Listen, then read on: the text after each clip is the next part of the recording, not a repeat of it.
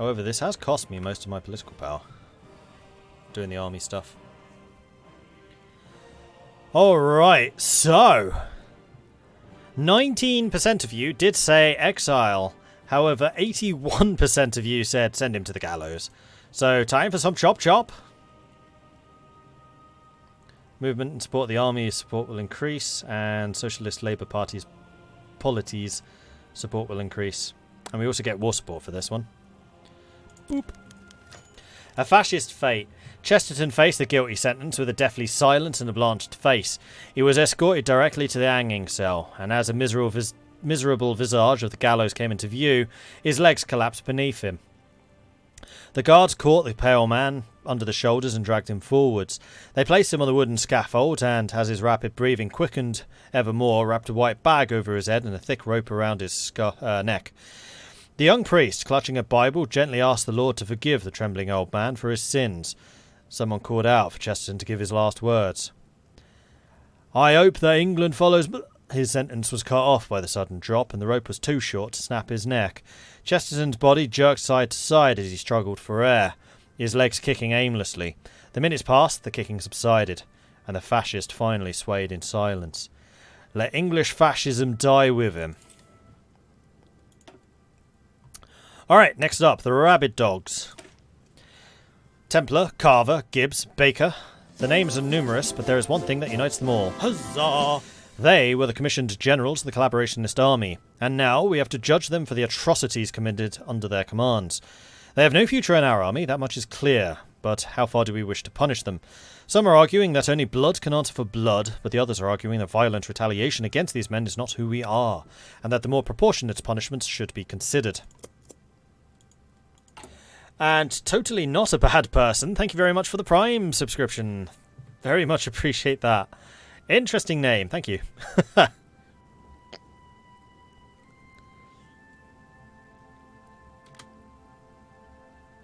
Oh, I thought I can campaign, but I can't.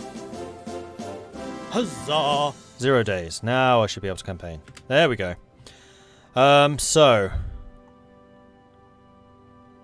Still need to campaign for Somerset. This is such a close race. 26 days remaining. It's still 7-7. The Principality of Vyatka has defeated the AB. Well done. The Vindication of Purpose. The Artful Dodger was not the fanciest of pubs, and certainly its current clientele were anything but models, the English Eye Society. Seated around a number of tables near the back of the pub were some 5 dozen men and perhaps half as many women. 2 or 1 grizzled and wet from braving the rains for the occasion. Some bore little red sashes on their arms, a few wore old uniforms from wars past. An odd little mix of communists and few ideologies besides. Finally, at precisely 7 p.m, they all toasted their drinks. 2 comrades lost and friends wounded. 2 ideas and men executed for their part in the event so many years ago. Similar gatherings in London uprising veterans were occurring across England. Though outside the official event, this was probably the largest group of actual participants in London. The Germans hadn't been inclined to be merciful after all. Mostly, the men and women sitting in the back of the pub remembered the ideals and hope that had led them to the moment. Of Pollitt's speech, the night before it began, of the smiles of men long gone. It was suspected that only a scant 3,000 of the 10,000 strong force had actually escaped the Germans corralling in the fighters into Cable Street. Each of the men and women toasting fallen friends was amongst those quick, strong, or lucky enough to avoid that charnel house. Perhaps then it wasn't surprising the London uprising was not something remembered fondly by those who fought in it. But as a group of men and women exited the pub to head to their separate ways into a free England, they could finally feel like the sacrifices were worth it. They died for an ideal. Let us live to honour them. Smashed! Thank you very much for the Prime subscription. Welcome back to the Maudlings. Thank you very much for the ongoing support. 5-month resub. Nice. Oh, need to keep an eye on this. And the SLP are trouncing us in Somerset at the moment. National focus completed. The rabid dogs. They've gone for the East Midlands. Alright, what's in the East Midlands? Oh, crap. That's a swing state. I need to fight that.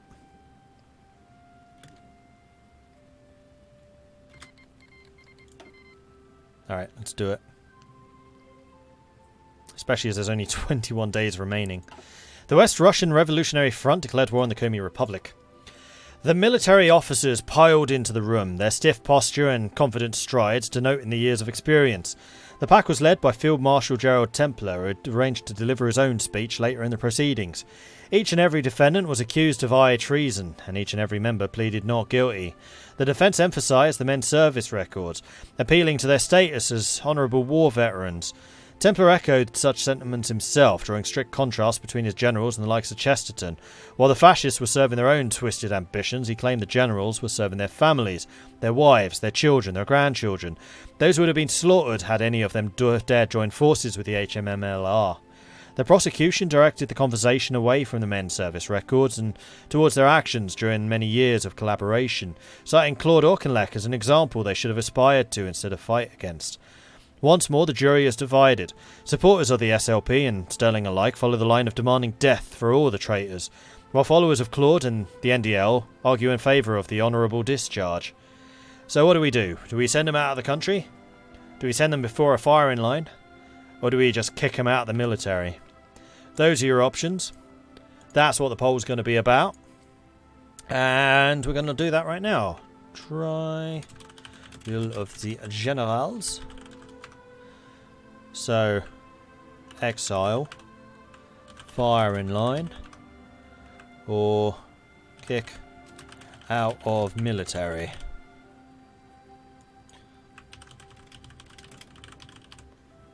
So, kick out the country, give them the firing line, or kick them out of the military. Those are your choices. And vote. Vote, vote, vote. Get your votes in.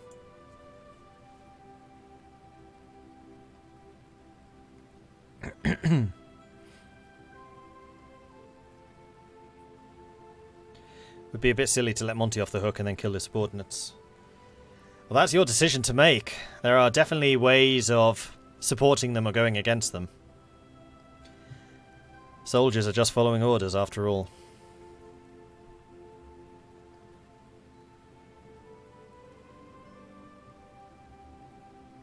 Which is why this is interesting.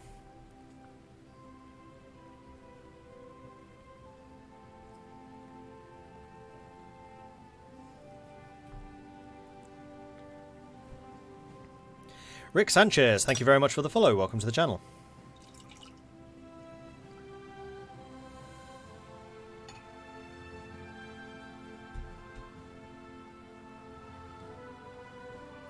What happened to the Wehrmacht generals in real life? I think for the most part they were either barred from the military or just left alone.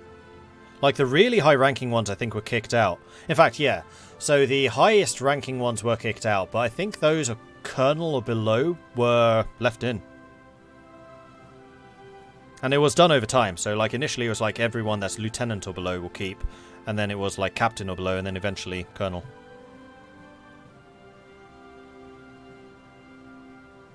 And one or two of the top brass military continued on as like military consultants.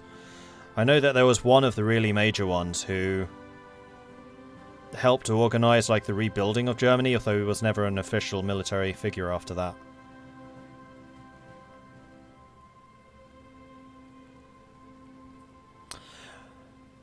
Oh, last second vote. Interesting. Okay, so one of those options has 40%, one of them has 39%, one of them has 21%, and I will tell you now that the 21%er was kicking out of the military, which means firing line and kicking out the country are the ones remaining, with only one vote splitting them. Bad Brad Gaming, thank you very much for the 23,000 channel point contribution, very much appreciate that. So, firing line, you chose the firing line. They are to be rounded up and shot. A peaceful massacre. As the generals were brought to the courtyard of the Tower Green, they did not let their inner ruminations of life and politics slip from their stiff upper lips. Instead, they engaged in a polite small talk with one another, acting as if they were on their way to dinner. Field Marshal Templar even discovered a dark joke about their upcoming fate, which sparked a light chuckle from among the doomed men. The Field Marshal was the first to be brought before the firing squad. For Queen and country, Templar bellowed with a salute. The gunshots cracked and he fell lifelessly to the ground. One by one, the generals were brought before the firing squads and announced their final words. Some referenced God, others referenced the Queen. A couple referenced the King. One begged for forgiveness. All fell before the bullets. They were relieved of their service. No longer get the effects of military austerity. Gee, thanks, game. Perfect timing. So we can pay off some of the debt, and we can also reduce military spending.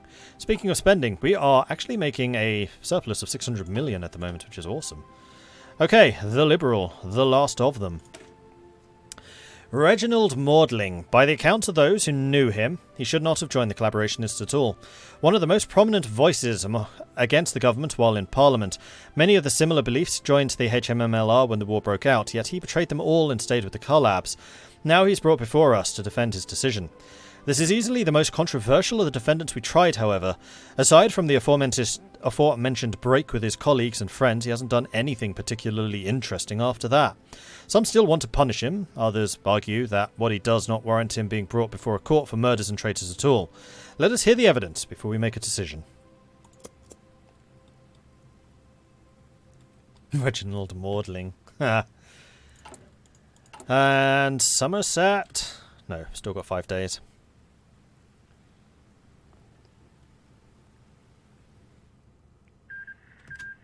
Polish Autonomous Soviet Socialist Republic has defeated the state of Aktau.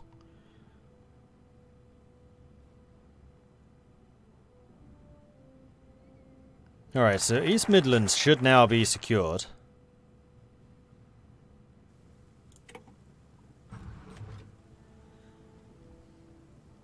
$36 to $32. I feel like I should probably do one more.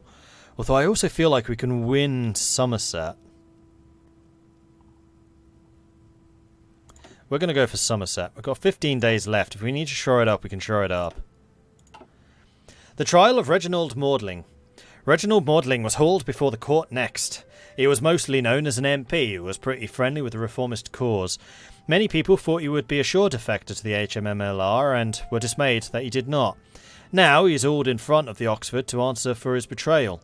He answered a plea of not guilty. That was the only normal thing about his trial. It turns out there was scant evidence that he did anything really wrong, or that he was already committed by thousands of what was already committed by thousands of other collaborators who were walking the streets free at this moment. The prosecution argued he was responsible for at least some of the decisions made by the government, while his defence pointed the trial as a political vendetta against the man with a decent history of anti-authoritarian actions. This led to a hung jury again. Claude's supporters thought he wouldn't be given anything more than a slap on the wrist. Bill's supporters wanted him banned from the political scene, and David's supporters were initially wanting him dead too, but he eventually lowered their proposal to exile once the rest of the jury deemed it ludicrous. So what do we think? We're going to slap him and pardon him. Forcible permanent relocation to an area we can think of. Or he's a scummy traitor in another profession.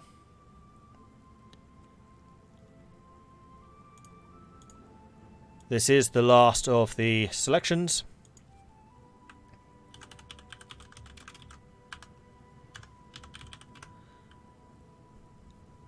And if I could spell Maudlin correctly instead of Maddling. So, pardon. Forcible relocation. And kick out politics. I think it's that last one. If I'm reading this correctly.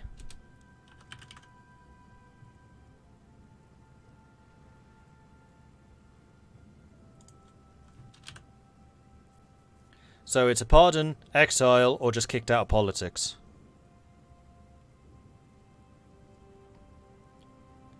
And vote. Get your votes in. Vote, vote, vote.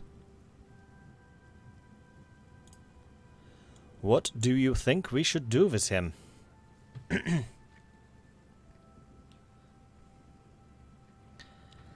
After World War II, Holder served as lead consultant for the US Army Historical Division. Holder succeeded in the aim of exonerating the German army, first with the US military, then amongst the widening circles of politicians, eventually the American popular culture. In 1961, he was awarded the Meritorious Civilian Service Award, becoming the only German ever to be decorated by both Hitler and an American president. Interesting.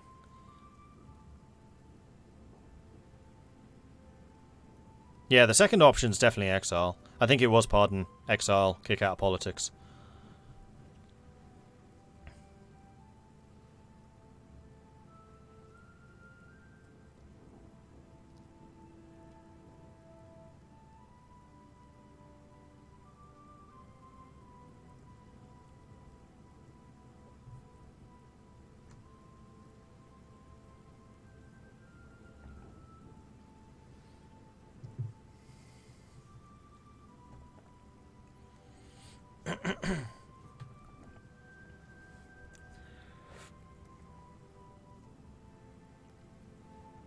So, vote, vote, vote. Still more votes. And this is again another really tight one. 46% against 46%.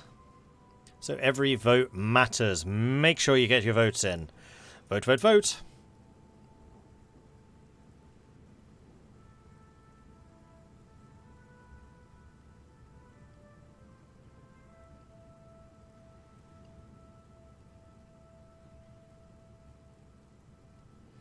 This is an interesting one. I'm actually kind of surprised it's as close as it is between these options. Okay, so I will say right now that the moderate option lost. Kicking him out of politics got only 4% of the vote, which is crazy. Simeon, however, contributed 27,000 channel points, so thank you very much for that. Then 47% of you went for one of the options, and 48% of you went for the other. So the 48 of you did not say forcible location, you said pardon, so we are going to be pardoning him. Slap him with whatever, he'll be pardoned anyway. And that uses up all of my political power. The gavel strikes. It is done. The Oxford trials have concluded, and now we merely await the sentence. Throughout these trials, we've seen the very worst of the collaborationist government and its military dogs had to offer. We have heard tell of countless crimes and even more horrific goings-on in the dark underbelly of the collaborationist regime, but the sentence shall apportion guilt only to those deserving. Our actions beforehand could well have affected the outcome significantly. We can only hope that the international community sees the trials as just, or at least fair. If not, we may have made a miscalculation.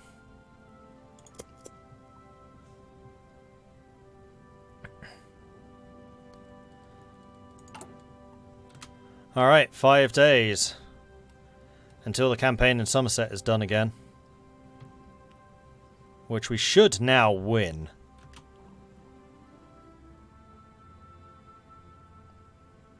And then we probably need to bolster East Midlands and possibly East Anglia. East Midlands for sure. 10 days remaining. We've taken Somerset. German Civil War is over. Bormann has defeated Goering. Bormann won again. Boring. Right, so we're going to go ahead and bolster the East Midlands. Because that's a close one. The gavel strikes!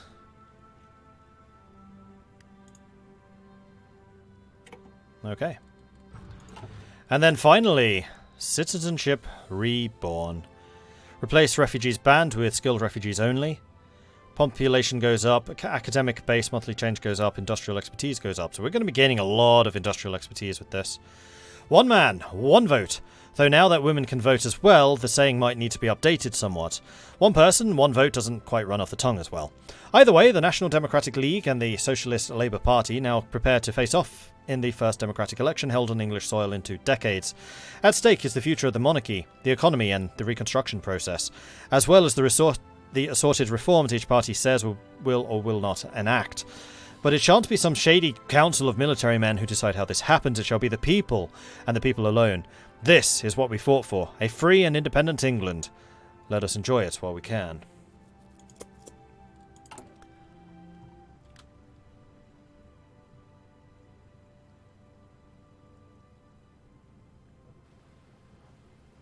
2. Bormann wins the German Civil War. The German Civil War, the most devastating and bloody conflict to ever consume Germany, has finally ended, with Martin Bormann emerging as the victor.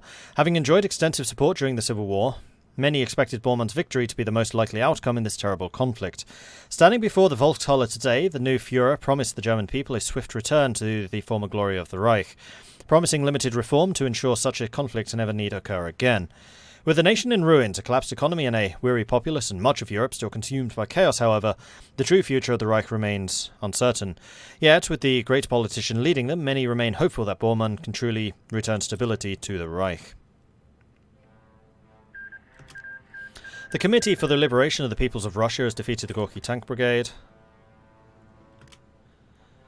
Okay, so we probably don't have time for another election, so are we going to secure the East Midlands?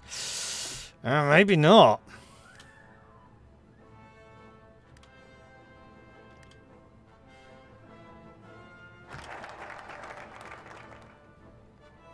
Okay, citizenship has been reborn. And the East Midlands, by 2% is still ours.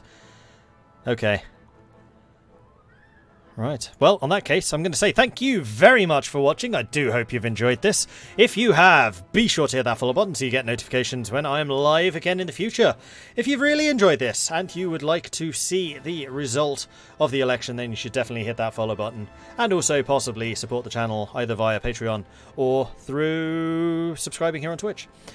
If you want to see more of this type of thing, you can find the Kemerovo campaign, which I've got to say was an absolutely fantastic game, on YouTube, which you can find at youtube.com/MordredViking. I do also have a Discord, which is where the community hangs out. They're a cool bunch, and it's always a real pleasure to see some new faces over there. So I do hope you come join us. Say hello. You'll be more than welcome.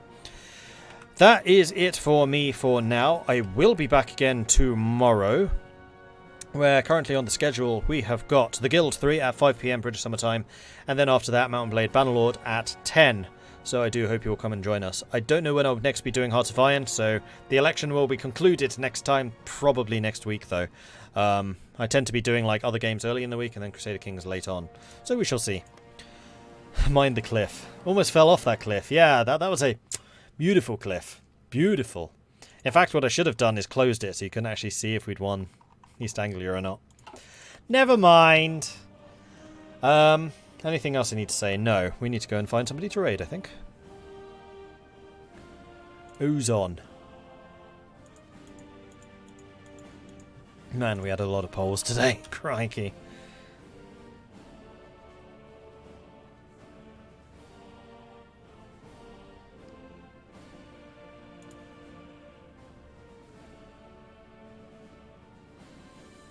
You know what, let's go and raid 4X Kitty again. I really liked her stream the other day. She is currently playing Crusader Kings. So head on over there, say hello from Mordred Viking. I would love to see a chat absolutely lit up with the Viking raid. Now why is that not working? Oh, apparently it's in progress. I can't see that. That's weird. Well, head on over there, say hello from Mordred Viking. I'd love to see her chat lit up with the Viking raid, which you can do by copying and pasting this, or if you are a subscriber here and have access to our awesome longship emotes, then do that one. So just copy and then paste in her chat when we arrive. I can't launch the raid because I can't actually see that there is a raid going on, so wait for the timer, I guess. This is so strange that I can't see the timer. How bizarre. Oh, there. Now I can see it. Okay, I can raid from my other screen. So off we go. Viking raid.